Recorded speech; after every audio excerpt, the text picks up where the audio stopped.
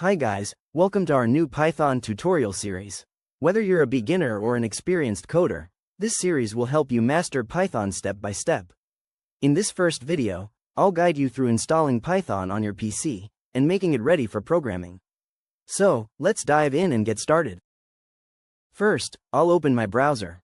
In the URL bar, I will type python.org, which is Python's official website. Right on the homepage, you will find a Downloads option in the menu bar. Under All Releases, you will see the latest version of Python available for download. Since you might be watching this video at a later time, the version could be different.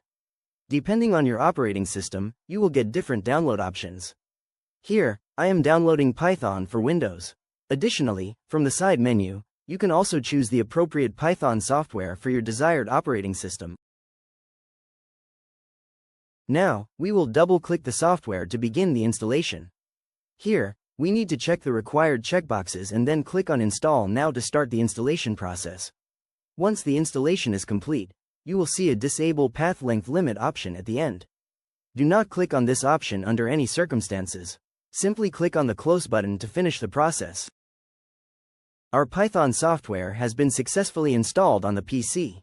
Now, you might be wondering how to check whether Python is installed on your system.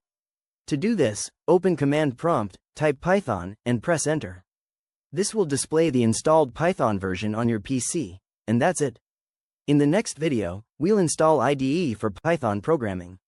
If you found this tutorial helpful, don't forget to like, share, and subscribe to our channel for more Python lessons. See you in the next one.